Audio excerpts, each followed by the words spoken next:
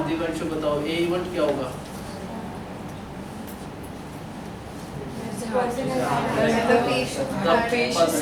The patient who in spite of following any of these two options, ये option होने के बावजूद भी he suffers heart attack.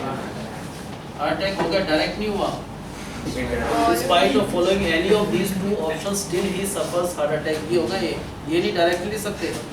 Direct का चांस तो पता है हमको 40% है. अब प्रोबेबिलिटी किसकी? A/E1 और प्रोबेबिलिटी किस चीज़ की? A/E2. What is A/E1? The person suffers heart attack when we know कि he was doing meditation and yoga. उससे हार्ट अटैक होने का चांस 25% कम हुआ है. 75% अभी भी है. जो भी चांस था हार्ट अटैक होने का, ये चांस पहले था. अब कितना हो गया? 25% कम कर दो उसमें से, तो 75% इसका अभी भी हार्ट अटैक होने का चांस 75% होता है 0.3. प्रोबेबिलिटी ऑफ ए का मतलब the person suffers heart attack when we know कि ही वाज टेकिंग मेडिसिन ले रहा है फिर भी हार्ट अटैक हो गया. उससे हार्ट अटैक होने का चांस 20% लेस हुआ था. 80% अभी भी है. 80% का मतलब 30-20, एक में 25 है और एक में है 30 है. ये 30 है. चलो कोई बात नहीं, उससे क्या फर्क पड़ता है. ये 30% रिड्यूस हो जाता है, यहाँ पर 25%. 30% रिड्यूस हुआ. 70% अभी भी, इसका 70% होता है 0.28. The person suffers heart attack when we know कि ही वाज टेकिंग मेडिसिन के बाद भी हार्ट अटैक हो जाए. 40% तक कुछ ना करता, ये करा तो 25% लेस हुआ. 75% 0.3. तो 0.28 क्या करा आपने? 30 है. ए का मतलब क्या है? ए का मतलब क्या? हार्ट अटैक हो गया. कब? जबकि वो मेडिटेशन जो कर रहे हैं उससे 30% कम हुआ है हार्ट अटैक होने का चांस. अगर इसका 30% कम करोगे, बात बाई चांस 70% अभी भी है. 30% कम हुआ तो कितना रह गया हार्ट अटैक होने का चांस? 70%. या 30% माइनस कर दो इसमें से तो भी यही आएगा. बात तो हुई. 40% का 30% माइनस 40% में 0.4 प्रोबेबिलिटी थी उसकी. उसकी प्रोबेबिलिटी जो भी उसके चांसेस थे वो 30% कम हो गए. चांसेस थे 0.4, उसके 30% कम हो गए किसी चीज़ के. 70% अभी भी है कि हार्ट अटैक हो जाए. 70% ऑफ इट. मान लो हार्ट अटैक आने के चांसेस थे 40 आउट ऑफ एवरी 100. तो उस चीज़ की प्रोबेबिलिटी कितना है? 0.4. अगर मान लो कुछ नहीं करता, उसने मेडिटेशन योगा करा, जो चांस 40% था वो कम होकर 28% हो गया. ये फ़र्क पड़ा उससे. जो चांस 40% था, कुछ नहीं करता तो 40% था. लेकिन अगर उसने मेडिसिन लिया तो 40% नहीं रहा. कितना हो गया वो? 30%. ये डिफरेंस आया. अब ये तो कंफर्म है the person has suffered heart attack. उसको हार्ट अटैक आ गया है. What is the probability he was doing meditation and yoga? तो प्रोबेबिलिटी कौन सी निकालने को? E1/E. इसका फॉर्मूला लगा लो. बाकी तो आंसर है. अब बताओ क्या गिवन है स्टेटमेंट में? The probability that a person suffers heart attack that is 40%. उसको हार्ट अटैक आने के चांस 40% है. तो probability of heart attack that is 40% होता है 0.4. वो परसेंटेज में था, ये इसकी probability आ गया. अब there are two options available. One of them is meditation and yoga. Either he can go for meditation and yoga or he can go for certain medicines. And और क्या गिवन है कि मेडिटेशन एंड योगा, इससे क्या होता है? That can reduce the risk of heart attack by 30%. इससे reduce हो जाता है हार्ट अटैक का जो भी रिस्क है वो रिड्यूस होकर 30% रिड्यूस हुआ. And medicine that can reduce the risk of heart attack by 25%. And the patient can choose any of the two options with equal probabilities. ये भी लिख रखा है, स्टेटमेंट है ये. He can choose either this और this with equal probabilities. तो probability of E1, either तो he can go for meditation and yoga or he can go for certain meditation. तो probability of E2, इसका probability क्या है? Equal probabilities है. या तो ये choose कर ले, नहीं तो ये 50-50% half है. Let A be the event. क्या event होगा ये? That the person in spite of following any of these two options still suffers heart attack. तो probability of किसकी probability? A/E1. और प्रोबेबिलिटी किस चीज़ की? A/E2. ए का मतलब क्या है? The person suffers heart attacks when we know कि he was doing meditation in yoga. उससे 30% रिड्यूस हुआ है. कितना रह गया फिर? 70%. इसका 70% निकालोगे into 70 by 100 तो आएगा 0.28. ए का मतलब क्या है? The person suffers heart attack कब? When he was taking meditation. Medicine ले रहा है फिर भी उसको हार्ट अटैक हो गया. ऐसा होने का चांस है. क्या चांस है उसका? 25% रिड्यूस हुआ है. 75% अभी भी रहा है तो इसका 75% 75 by 100 करके 0.3. ये तो कंफर्म है the person has suffered heart attack. ये तो हो चुका. What is the probability he was doing meditation in yoga? तो probability of E1 oblique A. बस फॉर्मूला लगा लो वो आंसर है. याद है सबको? एनसीईआरटी का सबसे लास्ट क्वेश्चन है मिसलेनियस का. क्या गिवन है? assume that the chance of a patient having heart attack होने का चांस क्या है? वहाँ तो बढ़ा देते हैं हमारे क्या जाते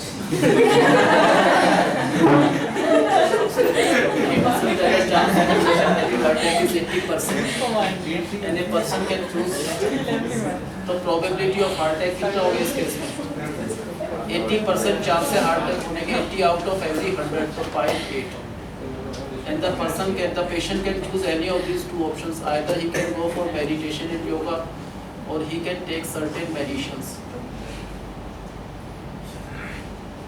Suppose meditation in yoga that can reduce the risk of heart attack by 80% and meditation can reduce the risk of heart attack by 70%. In spite of following any of these two options, we know कि the patient was following. ये तो confirm है कि कोई ना कोई एक चीज़ में जरूर था फिर भी उसको हार्ट अटैक आ गया. ऐसा होने के चांस क्या है? The person in spite of following any of these two options still suffers heart attack. What is the probability he was taking medicine? बताओ क्या करना है इसमें? पहले दो ऑप्शंस हैं. He can choose any of these two options with equal probabilities. कई बार ratio दे रखते हैं तो 3:2 के रेशियो में प्रोबेबिलिटीज हैं उसकी मेडिटेशन और मेडिसिन. तो प्रोबेबिलिटी ऑफ E1 क्या हो गया अगर रेशियो दे रखा है तो? और E2 क्या होगा? 3/5. E1 के अगर 3 चांस है तो इसके 2 चांस है. तो 3 चांस है इसके आउट ऑफ टोटल 5 है ना. इसमें क्या हो जाएगा? प्रोबेबिलिटी इक्वल नहीं ऑप्शन अब इक्वल में दोनों सेम होते. सेम नहीं है इसमें. इसके ज़्यादा चांस है उसको चूज करने के, इसके कम चांस है. तो probability that he goes for meditation in yoga is 3 out of 5. He can take medicine that is 2 out of 5. और क्या गिवन है? तो E1 की बात करते हैं. E1 E2 के बाद दैट A भी द इवेंट. कौन सा इवेंट ये होगा? That the person in spite of following any of these two options still suffers heart attack. अब प्रोबेबिलिटी क्या निकालना है? A oblique E1 और प्रोबेबिलिटी कौन सी? A oblique E2. फर्स्ट का मीनिंग क्या हुआ? A का मतलब क्या है? The person. अब यही थे या भी आए हो? और तो मम्मी का बहुत फोन आता है तो रोज पूछते किस टाइम आई थी किस टाइम गई थी. वो रिकॉर्डिंग देखनी उन्होंने आकर. परसों आप आए थे 4 से 8 और मम्मी ने पूछा 4 से 8 डेली क्लास होती है क्या? उनका ये फर्स्ट क्वेश्चन था. वो रिकॉर्डिंग देखेंगे आप किस किस दिन आए हो? कल आएंगे sir. Probability of A oblique E1 का मतलब क्या हुआ? A का मतलब क्या है? उनको तब चार्टर लग जाएगा भाई. एक बार मैं कहता हूँ, 2 बार कहता हूँ, 2 बार मैं ऑलरेडी कह चुका हूँ. इतना वो टाइम नहीं होता ना एनर्जी हमारे पास. तीसरी बार कहने की वो आदत है अपनी. A का मतलब क्या हो गया? The person suffers heart attack कब? व्हेन वी नो कि he was taking meditation in yoga. इससे हार्ट अटैक का चांस 80% कम हुआ है. 80% रिड्यूस हो गया है. तो अभी कितना है? 20%. इसका जो भी चांस था वो पूरा नहीं है. 80% उसमें से कम हो गया. 20% रहा है तो इसका 20% इंटू 20 by 100 करोगे तो 0.16. इसमें क्या हुआ? A का मतलब the person suffers heart attack कब? When we know that he was taking medicine. Medicine के बाद भी हार्ट अटैक हो गया. 70% रिड्यूस हुआ है.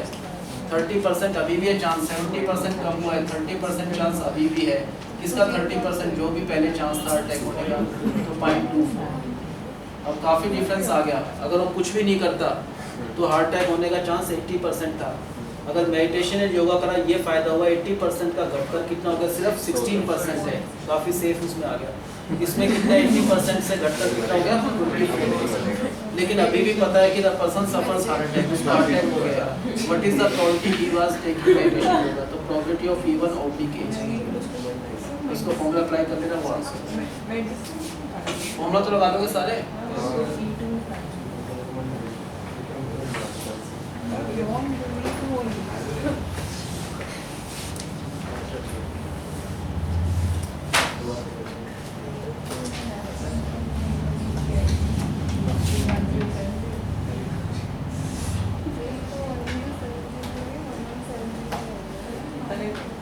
ये देखो एक कार्ड फॉर्म में pack of 52 card is lost. हमारे पास टोटल 52 कार्ड्स है। मान लो हमने किसी बच्चे से कहा ऊपर कार्ड रखे 52 वो ले आओ, तो 1 कार्ड इज लॉस्ट। वो जब लाया पता नहीं एक कार्ड कहाँ गिर गया, वो जब यहाँ पर पहुंचा तो कोई भी एक कार्ड लूज हुआ, हमको पता नहीं कौन सा है। पहले तो हमने काउंट करा 51 पाए, देखा नहीं हमने कौन सा लूज हुआ है, तो 1 कार्ड इज लॉस्ट। इसका मतलब कितने बचे फिर 51 कार्ड्स। ठीक है, टोटल कितने कार्ड्स थे 52 कार्ड्स थे। एनी 1 कार्ड इज लॉस्ट, पता नहीं कोई उन्हीं 52 में से कोई गुमा होगा, उनके एक्स्ट्रा नहीं, तो any 1 card is lost from the remaining 51 cards. Randomly बिना देखे हमने 2 कार्ड निकाले and by chance both of them are found to be diamond. What is the probability कि lost card is also diamond. Question का meaning आगे समझ पहले, ये पूरा क्वेश्चन के स्टेटमेंट तो यहाँ पर आ गई है कि टोटल कितने कार्ड्स थे, उसमें से एक कार्ड लूज हुआ, हमको नहीं पता कौन सा लूज हुआ है, कोई भी लूज हो सकता है। अगर वैरायटी की बात करें 4 होते हैं, डायमंड, क्लब, हार्ट और स्पेड। वो कार्ड डायमंड का भी लूज हो सकता है, क्लब का भी, हार्ट का भी, स्पेड का भी। कितने बचे हमारे पास? बिना देखे रैंडमली हमने 2 कार्ड निकाले, बाय चांस फर्स्ट भी डायमंड, सेकंड भी diamond. What is the probability कि lost card is also diamond. अब बताओ जो एक कार्ड गुमा है, एक कार्ड पहले स्टार्ट ये से करना है कि 1 कार्ड इज लॉस्ट, किसका हो सकता है वो? बार डायमंड की बात कर रहे हैं तो डायमंड, क्लब, हार्ट, वो डायमंड का कार्ड भी घूम सकता है, क्लब का भी घूम सकता है, हार्ट का भी घूम सकता है और स्पेड का भी। डायमंड का कार्ड घूम जाए ऐसा है चांस? हाँ, डायमंड के 13 कार्ड होते हैं टोटल 52 में से ना, 1/4 प्रोबेबिलिटी कि वो क्लब का कार्ड घूम जाए उसका चांस भी वही है 13 out of 52। Probability of E3 वो भी सेम है, सबके बराबर चांस है, कोई भी कार्ड घूम सकता है चारों में से। ये 1/4 ही आ गया सबका आंसर। उसके बाद A1 ही होगा। सिद्धांत आप बताओ, what is E1 A? Let A be the E1। क्या E1 A होगा? 1 card is lost. 1 card is lost तो हो गया, वो कहानी तो पूरी हो चुकी है। वो 1 कार्ड या तो ये या ये या ये या ये, उसके बाद ये, इसके बाद ये कहानी तो हो चुकी यूज।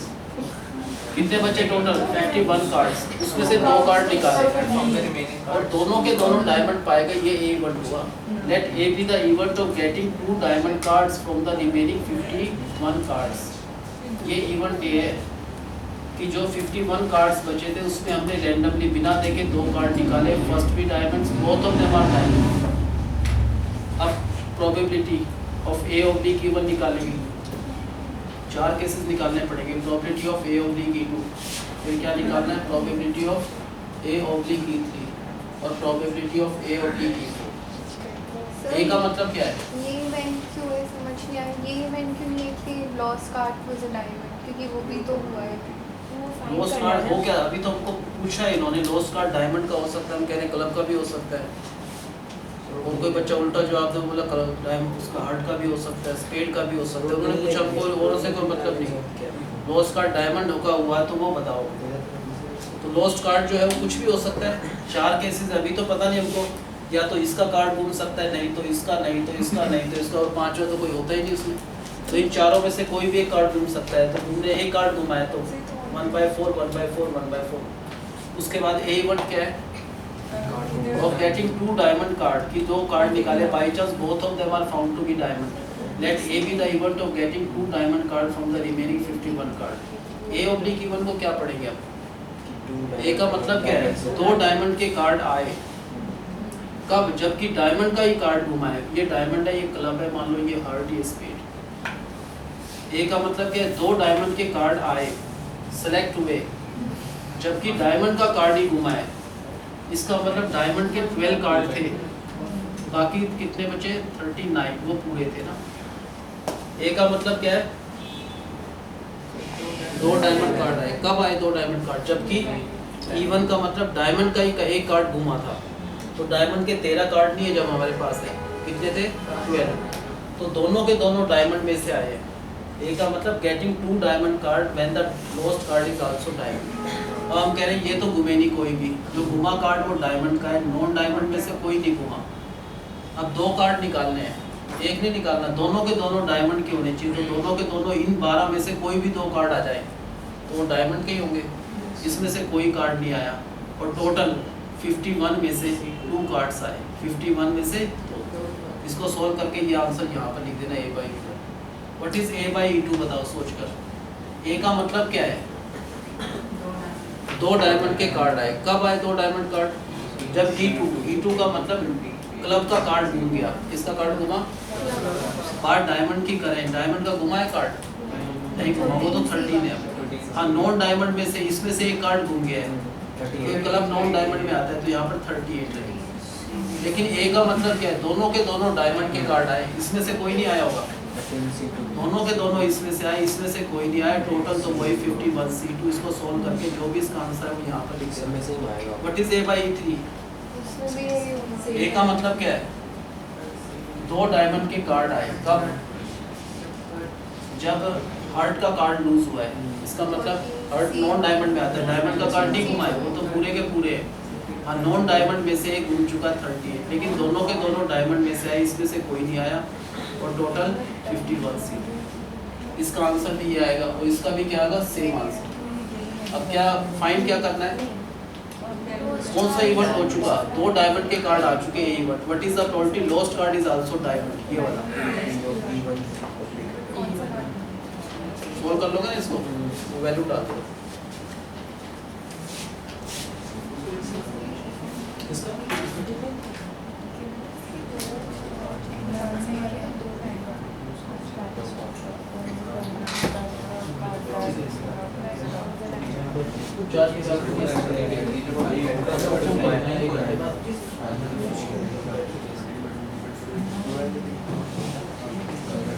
सबसे इम्पोर्टेंट क्वेश्चन है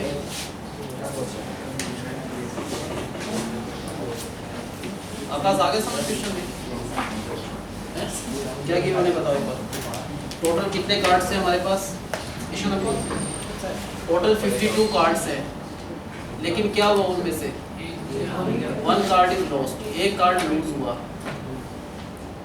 कितने बचे फिर 51 कार्ड्स।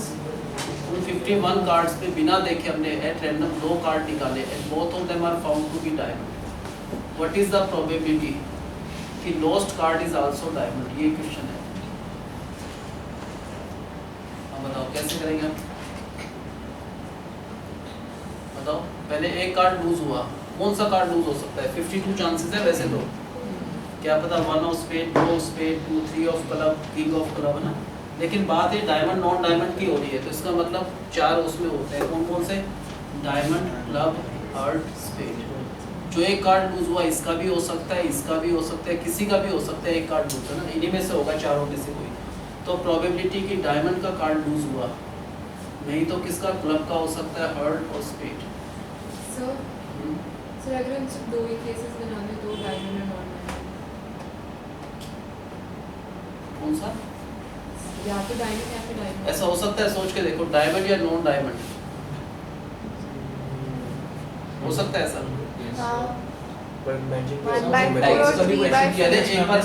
एक बार दोबारा ये करके फिर 3rd 4th टाइम वही करेंगे, फिर तो ये कर लेते हैं। एक कार्ड घुमाए, किसका हो सकता है वो, डायमंड का भी हो सकता है, क्लब का भी। डायमंड के कार्ड घूमने के चांसेस कितने हैं, डायमंड के हैं कितने कार्ड, इसमें 13 कार्ड बाद में हुआ, पहले डायमंड के 13 कार्ड है आउट ऑफ 52, ये भी 13 आउट ऑफ 52, 1/4 1/4 1/4। किसी का भी कार्ड घूम सकता है, इक्वल प्रोबेबिलिटीज है। उसके बाद 1 कार्ड इज लॉस्ट, बाकी 51 में से 2 कार्ड निकाले, दोनों के दोनों डायमंड पाए गए। Net A be the event, किस इवेंट को हम ये कह रहे हैं, getting 2 diamond card or getting both the diamond card from the remaining 51 cards, a probability of A oblique E1। फिर क्या लिखना है, probability of A oblique E2, फिर probability of A oblique E3, A oblique E4। First का answer बताओ क्या होगा। इसका मीनिंग क्या है, A का मतलब क्या है, दो डायमंड के कार्ड आए हैं वो तो ठीक है, कब, जबकि lost card is also diamond. किसका कार्ड लूज हुआ है, डायमंड तो डायमंड के वैसे तो 13 होते हैं और नॉन डायमंड की बात करें तो 39, लेकिन वो कह रहे हैं एक कार्ड डायमंड का लूज हो गया तो यहाँ पर 12, और दोनों के दोनों कार्ड डायमंड में से आने चाहिए, ये भी फिक्स है। ए का मतलब दोनों के दोनों डायमंड में से, इन 12 में से कोई भी दो कार्ड निकालो, दोनों के दोनों डायमंड हो गए, इसमें से कोई मत निकालो, और टोटल 51 में से जो भी इसका आंसर है कैलकुलेशन करके यहाँ लिख देना। What is A oblique E2, इसका मतलब क्या हुआ, ए का मतलब क्या है, दो डायमंड के कार्ड निकले हैं, कब, जबकि लॉस्ट कार्ड डायमंड का नहीं है, अब किसका है, क्लब का। क्लब का एक कार्ड घुमा है, डायमंड का तो नहीं घुमा, वो तो पूरे के पूरे है। और नॉन डायमंड में जो क्लब आता है एक कार्ड लूज हुआ तो 30 है, लेकिन ए करना है। ए का मतलब क्या हुआ, हमको दोनों के दोनों डायमंड के कार्ड होने चाहिए सिलेक्ट, इसमें से सिलेक्ट कोई नहीं होगा, दोनों के दोनों डायमंड के यहाँ से सिलेक्ट होंगे, टोटल 51 सीट। इसका आंसर यहाँ लिख दो। What is A oblique E3, ए का मतलब क्या है, गेटिंग 2 डायमंड कार्ड, जबकि जो लॉस्ट कार्ड है वो हार्ट का है। डायमंड कार्ड लूज नहीं हुआ, हार्ट का लूज हुआ है, डायमंड के तो पूरे के पूरे हैं, लेकिन जो नॉन डायमंड है उसमें हार्ट आता है, उसका एक कार्ड घूम गया तो 30 है। और ए का मतलब दोनों के दोनों डायमंड के हैं, इसमें से कोई सिलेक्ट नहीं हुआ, टोटल 51 सीट। इसका आंसर वहाँ लिख देना। तो इसका और इसका सेम आंसर आएगा। ये तो फिर कंफर्म है कि दो डायमंड कार्ड निकले। What is the probability lost card is also diamond, तो प्रोबेबिलिटी कौन सी निकालना है हमको, E1 oblique A, बस फॉर्मूला लगा के वो वैल्यू डाल दें। क्या सब समझ। अब ये मान लो, चलो ऐसा करते हैं, दो कार्ड, क्वेश्चन यही है, डायमंड नॉन डायमंड से हो सकता है, नहीं हो सकता,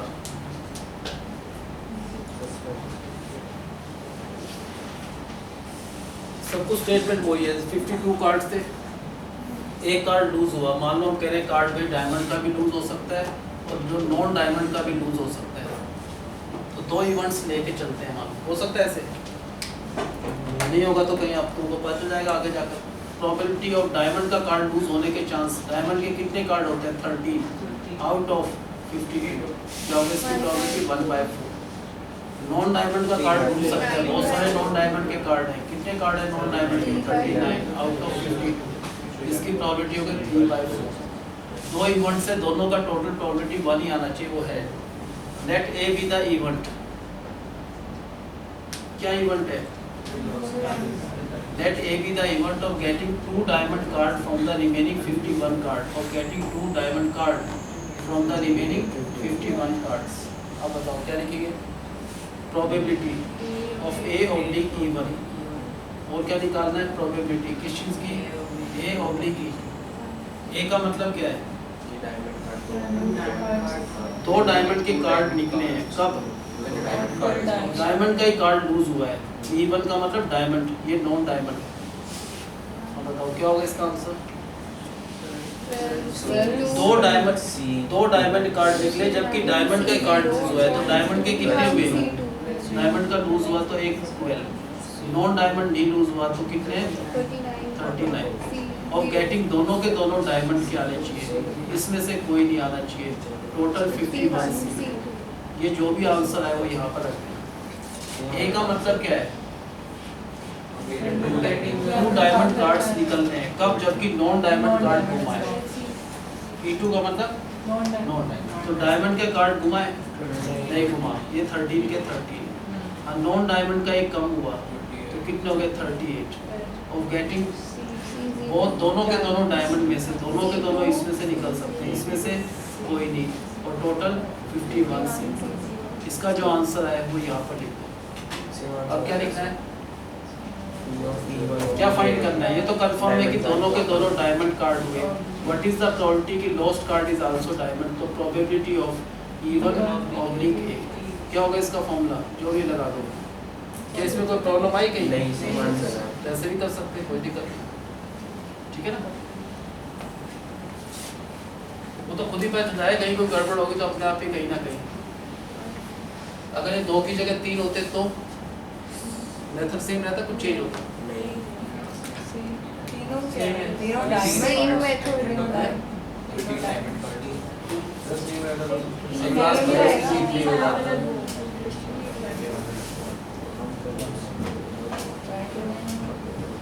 One card is lost. From the remaining 51 cards, 3 cards are drawn at random. And by chance, all the 3 are found to be diamond. What is the probability? Method तो same ही रहेगा ना. Lost card is also diamond. इसी को घुमा फिरा सकते हैं, कुछ मेथड तो वही रहना है. बताओ क्या लिखेंगे पहले? एक कार्ड लूज हुआ है ना, क्या हो सकता है लूज? डायमंड का भी हो सकता है और नॉन डायमंड का, दोनों में से कोई भी घूम सकता है. डायमंड के सिर्फ 13 कार्ड है, ये 39 होते हैं. तो डायमंड कार्ड लूज होने की प्रोबेबिलिटी कम है. कितने? 30 आउट ऑफ 52, 1/4. नॉन डायमंड के कार्ड लूज होने के चांसेस है 3/4. Let A be the event of getting. Let A be the event of getting 3 cards and all the 3 are found to be diamond from the remaining 51 cards. A probability of A oblique even and probability of A oblique E3. बताओ first का answer क्या होगा? A का मतलब क्या है? तीनों के तीनों डायमंड कार्ड निकले हैं, जबकि डायमंड का एक कार्ड लूज हुआ है. किसका कार्ड लूज हुआ है? तो डायमंड का कार्ड लूज हुआ है एक, तो 12 है. नॉन डायमंड नहीं लूज हुआ, वो तो एज इट इज है. लेकिन तीनों के तीनों कार्ड डायमंड के होने चाहिए. तीनों के तीनों कार्ड यहाँ से सिलेक्ट हुए होंगे, इसमें से कोई सिलेक्ट नहीं हुआ और टोटल 51C3. ये इसका आंसर यहाँ पर आ जाएगा. What is A oblique E2? आयशान बताओ क्या होगा इसका आंसर? थोड़ा मीनिंग समझ लो. ए का मतलब 3 कार्ड निकले डायमंड के, जबकि नॉन डायमंड लूज हुआ है. डायमंड का नहीं लूज हुआ, डायमंड के तो अवेलेबल सारे हैं. नॉन डायमंड का एक लूज हो गया 38 है ना. लेकिन तीनों के तीनों कार्ड फिक्स है कि डायमंड के होने चाहिए. तीनों के तीनों कार्ड इसमें से आना चाहिए, इसमें से कोई नहीं आना चाहिए. टोटल 51C2 या 3. ये इसका आंसर है. फाइंड क्या करना है हमको? ये तो कंफर्म है कि 3 कार्ड निकाले, तीनों के तीनों डायमंड है. But is the probability lost card is also diamond. Probability of E1 उसका फॉर्मूला लगा देना, वो आंसर.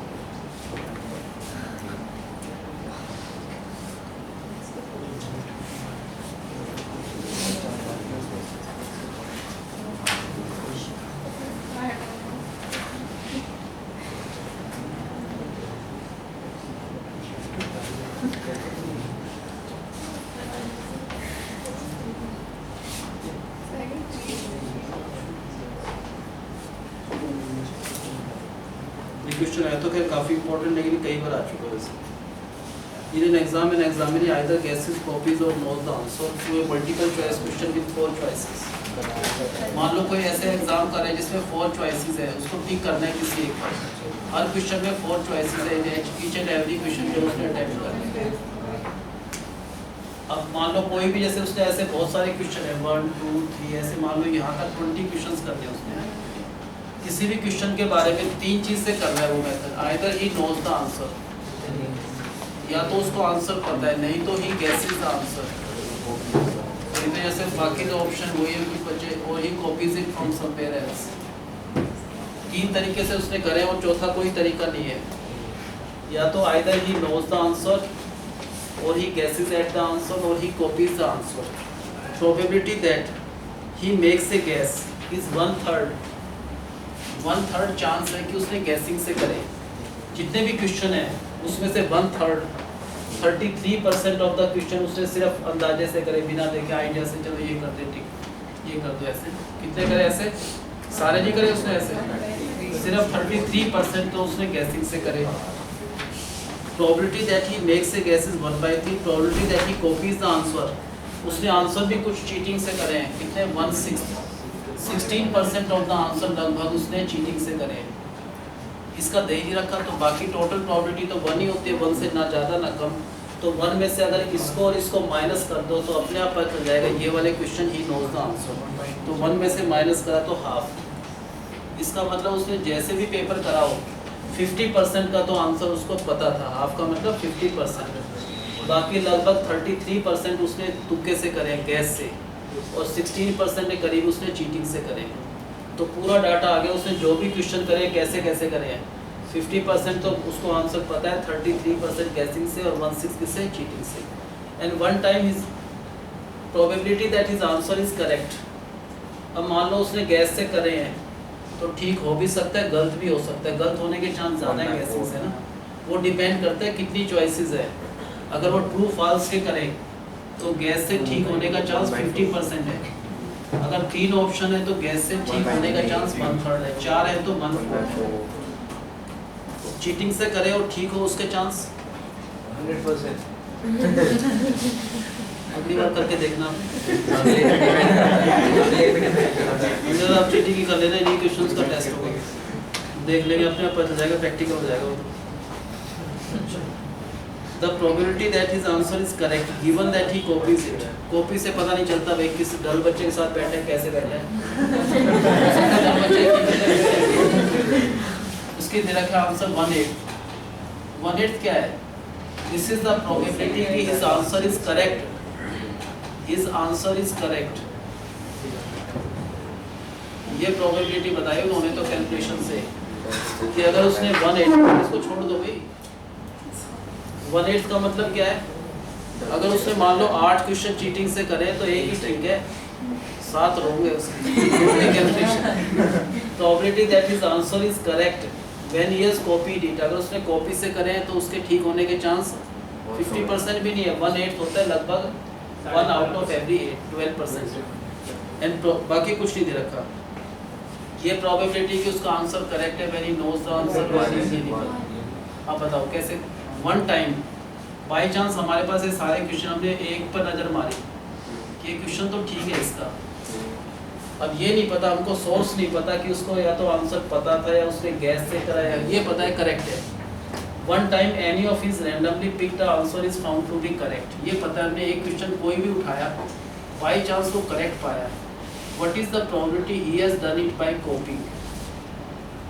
क्या ऐसा हो सकता है वो ठीक हो, उसने चीटिंग से किया हो? हाँ हो सकता है। 1/8 तो भेज है। बताओ क्या करेंगे?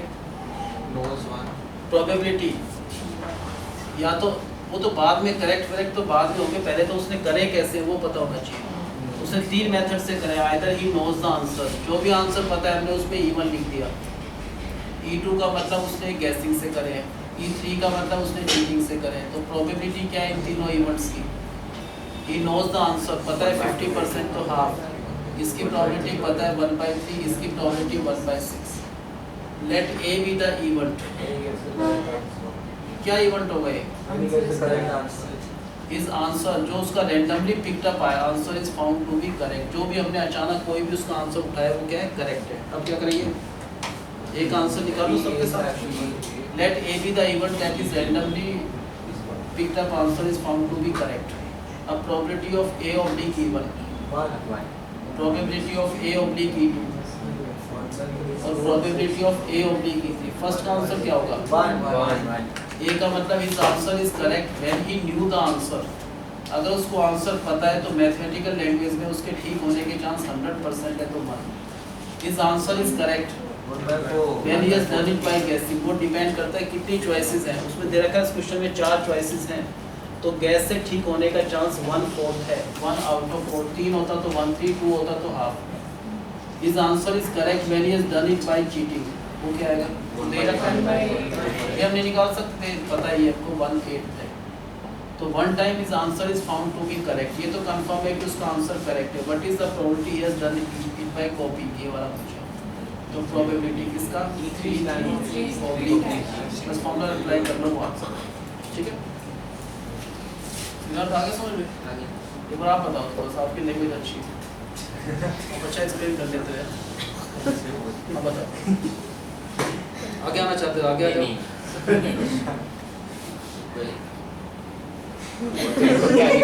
इससे कोई डाउट हो तो अब नहीं रहेगा इसके बताने के बाद। इस क्वेश्चन में तो नहीं रहेगा, ये हमारी गारंटी है। 4 चॉइसेस दे रखी है। अरे क्वेश्चन में जो भी क्वेश्चन कर रहे हो उसमें 4 चॉइसेस है। मान लो 3 चॉइसेस वाला कर रहे हैं, चलो लास्ट टाइम हमने 4 चॉइसेस लाए, बच्चे के 3 वाले आगे बोला 3 वाला तो आपने कराया हो जाता है, ऐसे बहुत बच्चे कहते हैं। अब बताओ, मान लो 3 चॉइसेस वाला है क्वेश्चन, बताओ आगे कैसे करना है। कितने क्वेश्चन का आंसर है, probability that he knows the answer नहीं दे रखा कि कितने क्वेश्चन का आंसर उसको पता था, नहीं दे रखा। हाँ ये पता है उसने गैसिंग से कितने क्वेश्चन करे हैं, 1/3 of the question, 1 out of every 33% जो भी क्वेश्चंस थे उनमें से 33% उसने अटेम्प्ट किए सिर्फ गैसिंग से। और ये कितना था, 1/6 ऑफ द क्वेश्चन उसने चीटिंग किया हुआ है। बाकी जितने भी बचे वो यहाँ से आए, ही नोज द आंसर।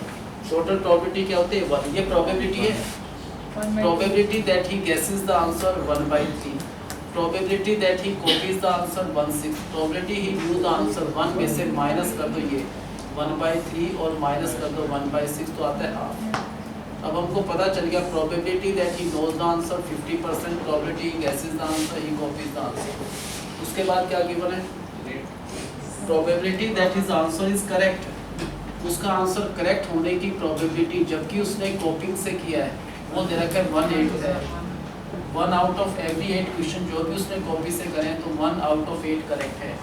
ये प्रोबेबिलिटी करेक्ट होने की नहीं पता, ये भी नहीं पता, ये हमको फिल करना है।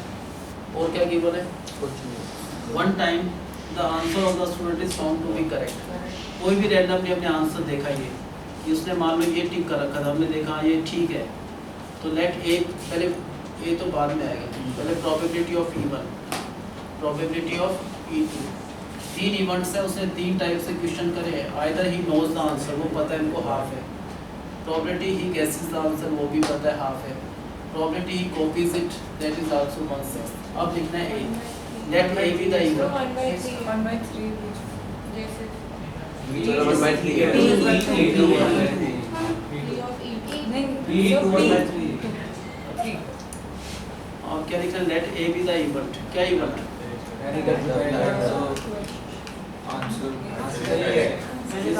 let A be the event that is randomly picked up item is found to be correct। कौन सा हो सकता है, कोई भी जो भी उसने अटेम्प्ट किया उसमें से एक क्वेश्चन में रैंडमली पिक करा वो करेक्ट पाया गया। अब probability of A oblique E1, then probability किस चीज़ की, A ऑब्लिक E2, एक और प्रोबेबिलिटी किस चीज़ की, A oblique E3। What is probability of A का मतलब करेक्ट है कब, when he knew the answer, if he knew the answer तो उससे करेक्ट होने के चांस 100% है, 100 to 1। इस A का मतलब his answer is correct, कब करेक्ट है उसका answer, when he has made a guess, guessing से उसने करा है फिर भी करेक्ट हो गया हो, उसके चांस कितनी चॉइसेस, अगर 3 चॉइस है तो 1/3। A का मतलब उसका आंसर करेक्ट है, कब करेक्ट है, when he has copied it, copy से उसने आंसर करा है फिर भी ठीक है, ऐसा होने के चांस बहुत कम है, 1 आउट ऑफ 8 है। 1 time is answer is found to be correct, ये तो ठीक है, फिक्स है, कंफर्म है कि उसका आंसर करेक्ट है। What is the probability he has done it bye गेसिंग, गेसिंग का मतलब E2, तो प्रोबेबिलिटी किसकी पूछा है, E2 ऑब्लिक A। बाकी तो फॉर्मूला अप्लाई कर लेना बहुत से, अगर सबको समझ आया।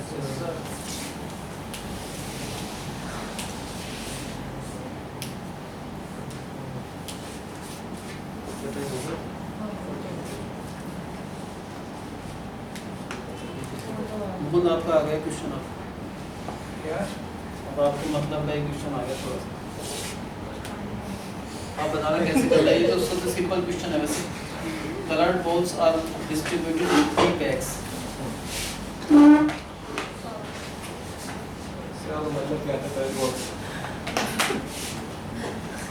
इतने समझदार तो आप भी हो गई।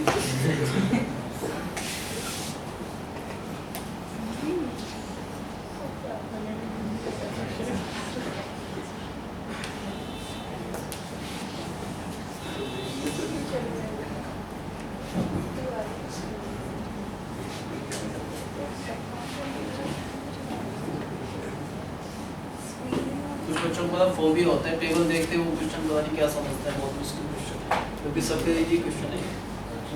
Coloured balls are distributed in 3 bag, जैसे बैग 1 है उसमें कितनी बॉल्स हैं टोटल, 2 ब्लैक 1 वाइट और 3 रेड, 6 हैं। बैग 2 में 4 ब्लैक 2 वाइट, ये ठीक है, ये दे रखा 5 4।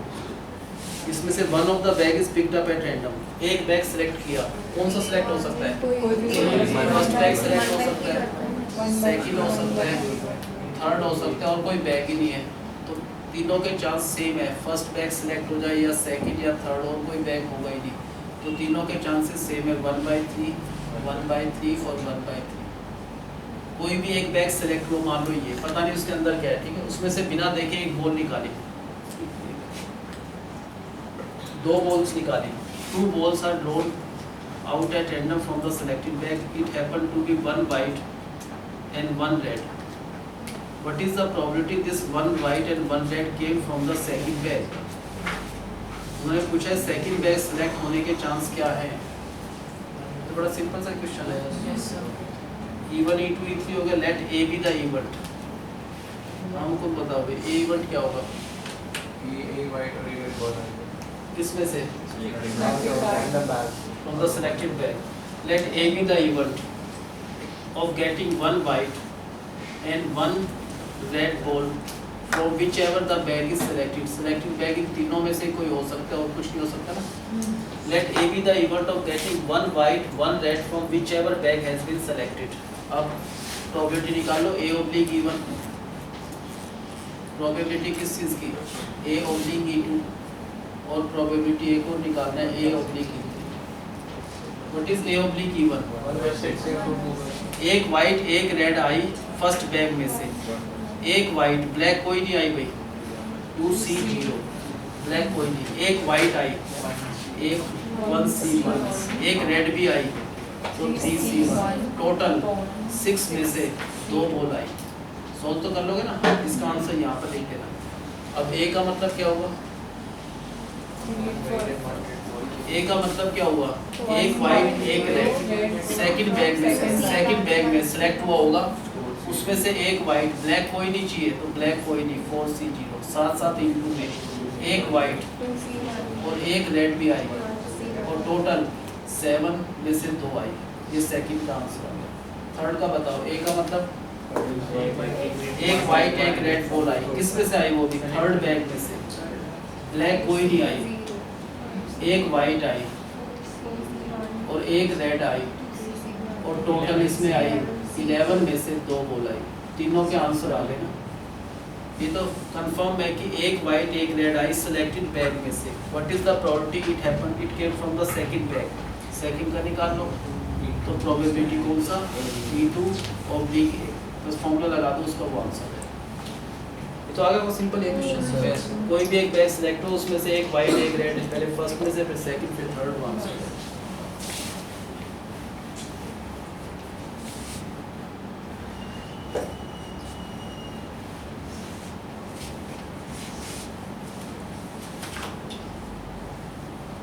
The die is rolled.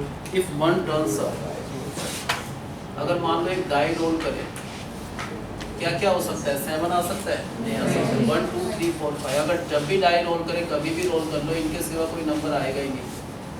तो ये सैंपल स्पेस हो गया कि ये पॉसिबिलिटीज है, इनके सिवा और कोई पॉसिबिलिटीज है ही नहीं।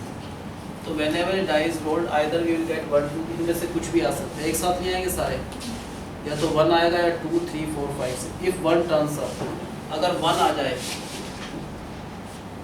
if 1 comes then a ball is picked up at random from bag A। अगर 1 आ जाए तो हमने कहा बैग A में से एक बॉल निकाल लो। अगर 1 आए तो क्या करना है, उन्होंने बता रखा है procedure, if 1 comes then take a ball from bag A। if 2 और 3 का टर्न्स अप, 2 और 3 का मतलब या तो 2 आ जाए, उस केस में भी वही करना है, और 3 आ जाए तो भी वही करना है, then a ball is taken out from bag B। Otherwise का मतलब और जो भी केसेस बचे 4 5 या 6, इनमें से अगर कोई भी नंबर आ जाए तो भी एक बॉल निकालनी है, वो बैग सी में से एक बॉल निकालनी है। यहाँ तक तो एक गिवन है, सिंपल सा ना। अगर 1 आए तो क्या करना है, ए में से एक बॉल, 2 और 3 आए तो बी में से एक बॉल, 4 5 6 में से एक बॉल। अब बैग ए में दे रखा है 3 रेड 2 वाइट, इसमें क्या है 3 तो रेड है और 2 वाइट बॉल्स है। बैग बी में दे रखा है 3 red 4 white, bag B 3 red 4 white. Bag C उसमें प्रेजेंट है 4 रेड 5 वाइट। अब एक गिवन है डाई इज रोल्ड, अगर डाई को रोल किया हमने कभी भी तो ब्लैंक तो आता नहीं, कुछ ना कुछ जरूर आएगा ना। उसके आउटकम पर डिपेंड करता है कहाँ से बॉल निकाली है। तो उन्होंने कहा डाइज रोल किया तो क्या आया होगा, तो भी 6 कैटेगरी बनी, 3 कैटेगरी बनी, या तो 1 आया होगा तो हमने इसको इवन कहा, 2 आए तो भी E2, 3 आए तो भी E2। दोनों केस में या तो इसमें एक ही बात है तो इसको E2 का हमने, अदरवाइज या तो 4 आए 5 6 उस केस को E3 का। तो प्रोबेबिलिटी ऑफ इवन क्या होगा, प्रोबेबिलिटी ऑफ गेटिंग 2 और 3 2/6, प्रोबेबिलिटी ऑफ गेटिंग 4 5 6 3/6। उन्होंने कहा dies rolled and one of the die roll हुआ तो कोई ना कोई बैग जरूर सिलेक्ट हुआ होगा, हर एक केस में कोई ना कोई बैग जरूर सिलेक्ट हुआ है। And A bag is selected, from the selected bag 1 ball is drawn at random which is found to be, if the ball drawn is red in color, 1 red ball comes. What is the probability कि bag B was picked up? ये बहुत simple equation है, कर रहे हैं directly है तो ये समझ आ गया। E1 E2 E3 जब भी डाई रोल करें तो ये आएगा, तो E1 ये E2 ये E3, let A be the event। ये सबसे टफ पार्ट है इसमें, let A be the event। क्या इवेंट होगा कि 1 red ball is came from whichever bag has been selected, कि 1 red ball came from the selected bag। अब क्या करते हैं, प्रोबेबिलिटी, किस चीज की प्रोबेबिलिटी, A/E1। और क्या प्रोबेबिलिटी, A/E2। एक और प्रोबेबिलिटी निकालना है, A/E3। बताओ A/E1 का मतलब एक रेड बॉल आई जबकि फर्स्ट बैग सेलेक्ट हुआ हो ना, इस बैग में से एक ही निकालना है। करना क्योंकि ऐसे भी कर लो तो एक है तो डायरेक्ट कर लो 3 out of 5 उसके रेड होने के चांस, एक या तो ऐसे भी कर सकते हैं, एक रेड आई, एक रेड ही आई बस, वाइट कोई नहीं आई, अपॉन 5C1। इसका आंसर डायरेक्ट लिख दो, एक है तो डायरेक्ट 3 out of 5, वो भी यही सेम आएगा। अच्छा ए का मतलब एक रेड बॉल आई सेकंड बैग में से, एक रेड बॉल आने के चांस है 3 out of 7, लेकिन एक से ज़्यादा जब भी होता फिर सी से करना पड़ता, कंपलसरी है। फिर एक रेड सिंगल एक रेड बॉल आई थर्ड बैग में से, उसके चांस है 4 out of 9। ये तो कंफर्म है, जो भी बॉल निकाली उसमें से वो रेड इन कलर है, ये तो फिक्स है। What is the probability this red ball has came from the second bag, इससे अलग तो प्रोबेबिलिटी ऑफ B2 और B के बस फॉर्मूला लगाना है और कुछ नहीं करना है, ठीक है।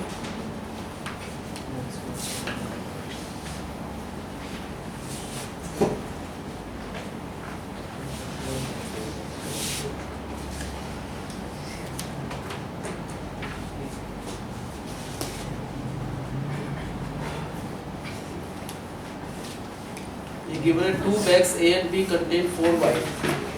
चलो लास्ट क्वेश्चन है आज का। इन बच्चों को बड़ा मैजिक वर्ड लगते हैं लास्ट क्वेश्चन सुनते ही। पैकिंग सेकिंग कर लो वेंचुअल अपने, लास्ट क्वेश्चन है पैकिंग स्टार्ट कर दो। 2 bags A and B contain 4 white। एक बार कराओगे A में 4 white है और 3 black ball है।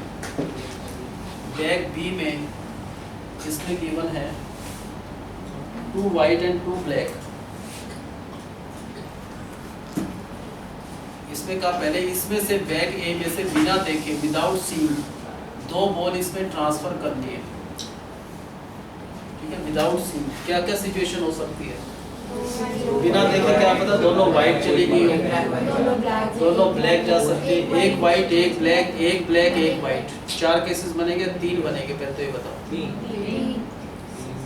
ऐसा नहीं होता 2 बॉल एक वाइट एक ब्लैक या एक ब्लैक एक वाइट, क्योंकि आउटकम तो यही होगा। अगर एक वाइट एक ब्लैक ट्रांसफर कर दे रिजल्ट तो ये आएगा 3-3 हो जाएगा। चाहे आप एक वाइट एक ब्लैक करो या एक ब्लैक एक वाइट करो तो रिजल्ट तो सेम रहता है, इसलिए एक ही बात है। बिना देखे हमने ट्रांसफर करने वाइट ब्लैक ब्लैक वाइट, कोई ऑर्डर का कोई इंपॉर्टेंस नहीं है। तो 2 बॉल इसमें ट्रांसफर करने विदाउट सीइंग बिना देखे ट्रांसफर हो गया। After the transfer has taken place then 1 ball is drawn from it, इसमें से एक बॉल निकाली बिना देखे, that is found to B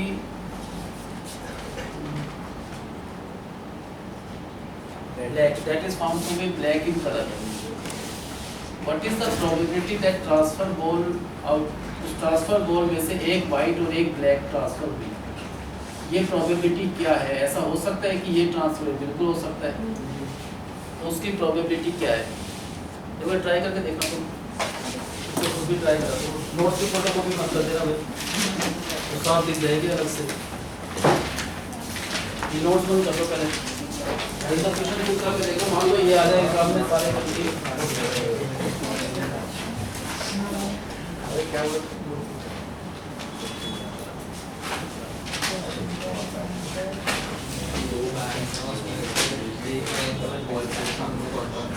दो बॉल्स बैक एक से back so what is the probability and on selecting one what was blank What's the one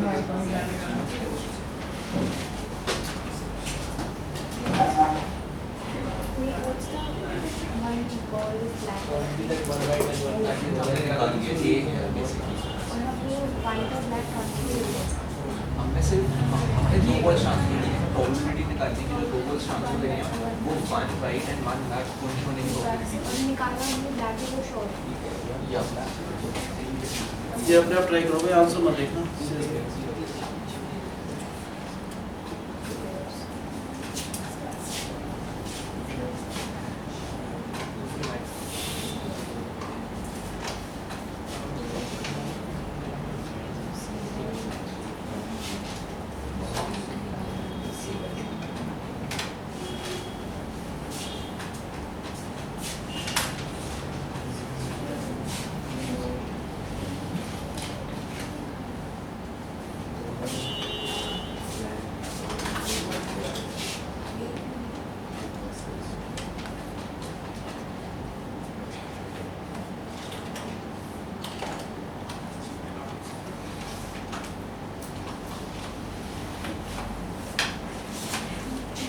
sir आगे आंसर आंसर नहीं निकालो बस ये करते हैं।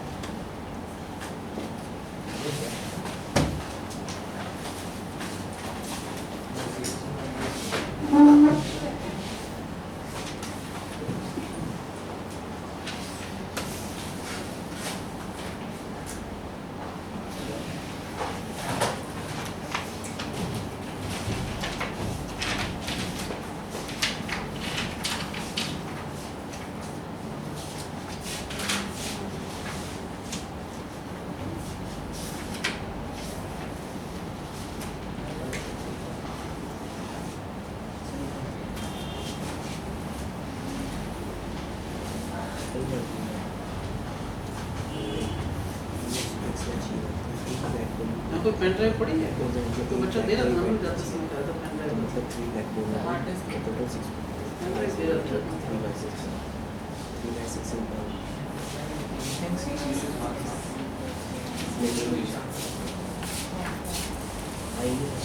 C0 बना होता है C0 तो कोई भी हो, 4C 6C 7C C0 1 होता है, 4C 4 भी 1 होता है।